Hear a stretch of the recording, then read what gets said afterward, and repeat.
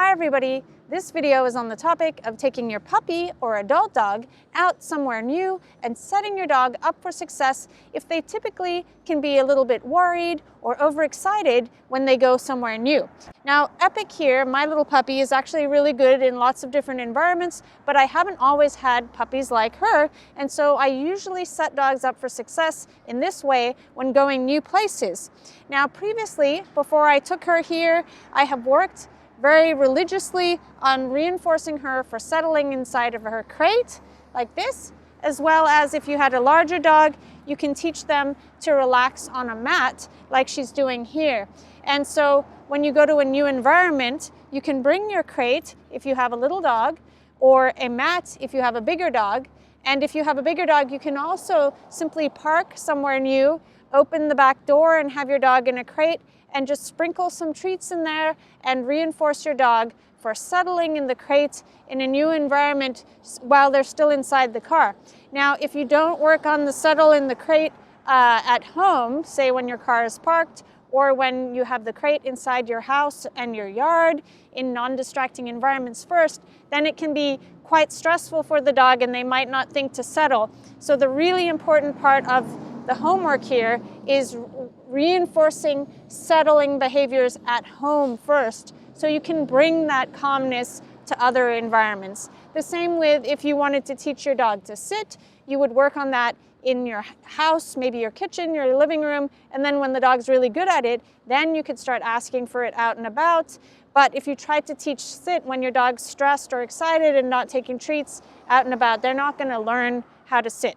So that's the beauty of working on these behaviors at home. You can then bring the mat and it's going to help your dog think to relax in a new place. Conversely, most people, when they get somewhere new, they're excited about checking out the environment, so they'll set off walking, and what can happen is that the dog will pull straight ahead, or there's just too much stimulation going on for the dog, where if you just relax for a little bit and let the dog just sit and look around at the environment, it can be very helpful to decreasing how excited or worried they are about where they are. When your dog first settles in a new environment, it's natural for the dog to be looking at you for the reinforcement if you've just given them a treat like this. So the dog is going to be staring up at you to begin with. Once your dog becomes a pro, you don't have to reinforce this and you can wait till your dog is casually relaxing and enjoying the environment. But at first, to give your dog a head start, if they think to go to their mat and they lay down, you can reinforce that and make it easier for the dog by giving them a couple of treats for simply going and laying on their mat. Then, as you progress and your dog is feeling comfortable, you can reinforce your dog for noticing things in the environment and not just thinking about the food. So if you constantly feed your dog for just staring at the treats, if you don't have any treats, the dog might not think to lay down when you're out and about. So what you're going to do is wait for those moments that the dog is looking around at something in the environment, and that's when you can use a calm marker or simply just put a treat calmly between your dog's feet, like that. Basically, I'm waiting for her to be distracted by the environment and look around, and then that's the moment that I'm going to mark and reinforce. And it's a little chilly here today in San Diego, so she's shivering a little bit. And previously, when we've done this exercise in the sun, she's much more comfortable. So with her, I wouldn't necessarily be out and about sitting when it's kind of cold. I would choose a time where it's sunny and warm for her to relax on her mat. And if I wanted to do this exercise, I could have her in a sweater. So now she's noticed another dog walking by, and I'm going to reinforce her for simply watching the dog pass calmly. Good. Good job. Good.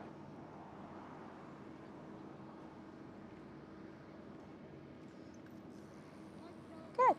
Oh, thank you. Good.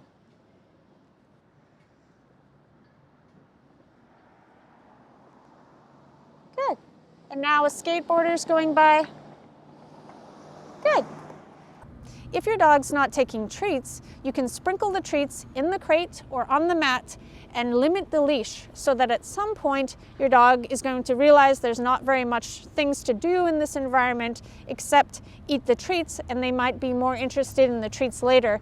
You want to refrain from trying to get your dog to eat the treats and putting the treats in your dog's face if they're not interested. Just put the treats on the mat or in the crate like you do at home, and at some point the dog might think to go and eat those treats, and that's a wonderful sign that they're feeling calmer in that environment. If your dog is really struggling and they can't take treats and they start whining or seeming stressed, you can go and practice this exercise in front of your house or in your yard or at home at first, or simply try the exercise where you have the dog in the car and are working on the settle in the crate.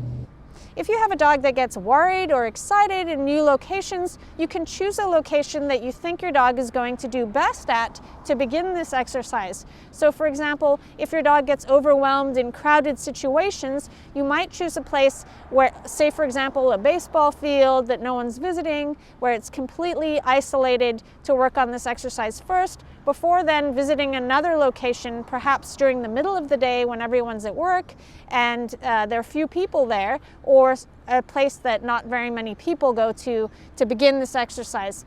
However, I have to say, if you have a herding breed or a dog that gets startled when there's nothing going on in the environment, and then suddenly someone or a person with a dog come out of the blue, that can be very startling to some dogs. So choosing a location, for example, the edge of a parking lot or some grass, in a mall that overlooks an area where there's some foot traffic that's going back and forth on a path, then your dog is seeing an ebb and flow of people going by, and they can relax, seeing multiple people moving rather than nothing and then suddenly a person appearing out of nowhere. So this might be too close for some dogs, but we're sitting next to a pathway that people walk up and down. So if you had a dog that was nervous, you could sit further away and then reinforce your dog for the people walking back and forth on this path. And I chose a pretty busy time where there's lots of traffic going back and forth, cars and people. My little puppy has finished her puppy shots, so it's perfectly fine for her to go sniffing around in different locations. But if you're concerned that your puppy hasn't finished their shots yet, and you're not sure about the area, that there might have been dogs visiting the area that could have had diseases or illnesses, what you can do is visit somewhere and bring a large sheet or blanket, something even bigger than this if you want, and then just limit your dog's leash so that they can't reach the edges of the blanket or the sheet, and you can reinforce your dog for looking around at the world and socializing your dog to what it's like being out and about. You can also use a baby carriage to bring your dog on outings, as well as carry your dog in a bag or a backpack, so they're seeing the world and getting reinforced and feeling safe when out and about as they're in that very important socialization period. The wonderful thing about having a dog in a carrier or in a baby carriage is that the other dogs don't pull and stare at your puppy, and they can build a lot of confidence if they're a little bit worried about dogs.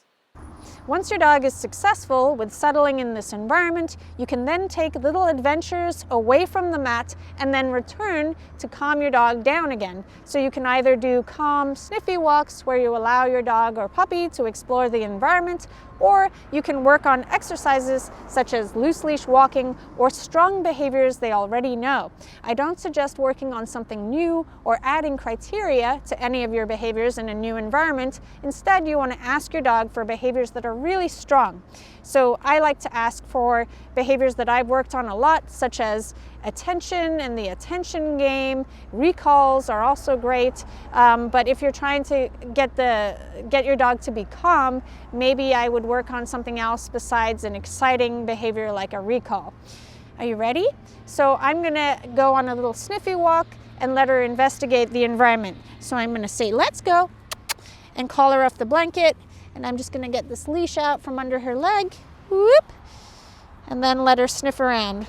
So you can have a cue for your dog to explore the environment, like go sniff and point. Go sniff. Go sniff. If you have a dog that's more interested at staring at you or the treats, you can mark and reinforce for your dog sniffing around. And conversely, if your dog sniffs around a lot and finds it highly reinforcing, you can reinforce your dog for coming away from the smells and back to you when you say, let's go. Good. So if your dog is sniffing around, that's a time that you can mark and reinforce your dog, good, for walking on a loose leash and not just staring up at you and hoping for the treats to come. Because if you just reinforce your dog for looking at you as you walk around, if you don't have treats or your dog's not looking up at you, your dog might think to start pulling on leash and not understand the concept of walking next to you if you're not in training mode. However, if you're working on exercises where your dog is at your side and you're using a marker word, a high rate of reinforcement, or a clicker like this, it's great if your dog is looking up because they're waiting to see what you want next, and that's perfectly fine. Are you ready, Epic? So we're going to practice a little walk away, and I'm going to mark and reinforce her for walking at my side like this. Good. As well as stopping when I stop. Good. Let's go. Good. And she's going to be looking up at me or looking towards the mat that she's then going to relax on. Good job. Let's go. And the difference is that you see she's got her head faced forwards in a natural position, and I can reinforce that on a normal walk. So when we walk around and she's just enjoying the environment, I can reinforce her and I can feed her in the direction that her head is facing like that. If you're out and about and you have treats and your dog is hyperfixated on your treats, you can give your dog a treat like this and then show your dog you have nothing and say, all done, and then go sniff. Epic, go sniff.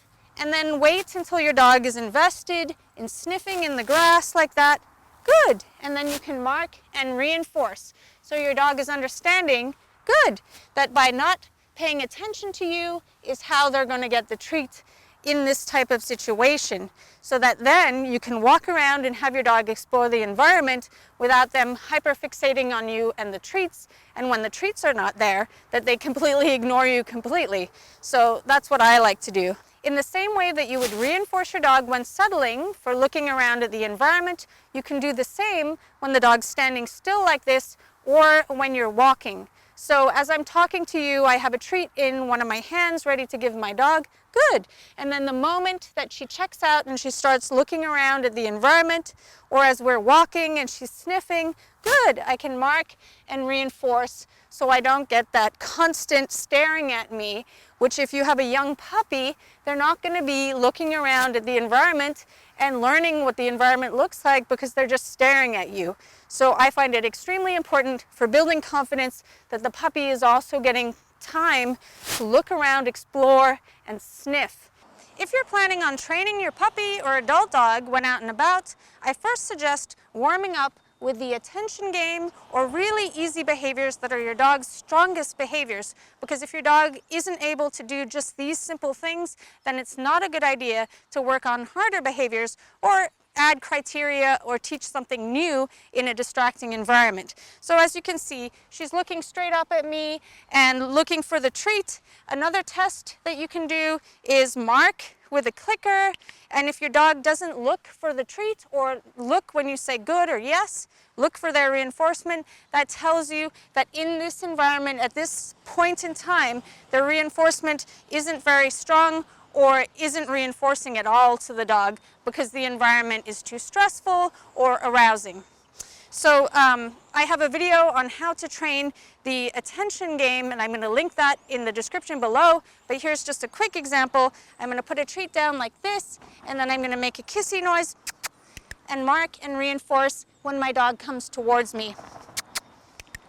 Putting the treat down in the grass gives you some time to get further away from your dog. Good job. If your dog is highly distracted by things in the environment, such as things in the grass, maybe rabbit poop, trash, or dogs or people walking around, and your dog is hyper-fixated on those things, sometimes playing the leash pressure game away from a distraction can focus your dog in on one specific distraction to concentrate about, and it can be much easier for the dog to start to pay attention to you, worrying about that specific distraction rather than no distraction they know about and they're fixating on things in the environment. So I'll link a video in the description below on how to work on the leash pressure game, but I suggest trying it out and about if you have a dog that gets distracted by things in the environment. So basically, I'm going to put a treat down out of reach from her over here, and then I'm going to mark the moment that she turns back towards me. And we've played this game before. So first, you're marking the moment that your dog turns towards you when they feel the pressure on the leash, and then you're marking and reinforcing your dog for staying with you, with the goal of the dog completely ignoring the food on the ground, and it's cueing the dog for default attention on you. After playing this game a little bit to warm up, you could then work on the behaviors that you wish to work on with your dog. Here's some footage of me working on a Leave It game when out and about with my puppy Halo. I've set up little blocks of cheese on this windowsill, and at first I'm giving him a verbal cue to leave the cheese, and then next I'm marking and reinforcing him for doing a default leave it past the cheese. Let's go. Here's some footage of me working with Epic. Instead of going on a Sniffy walk away from settling in the crate, we're practicing walking at my side and turning when I go in another direction.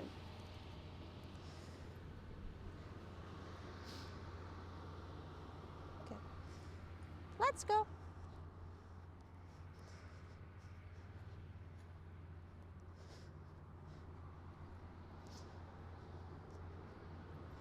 Good.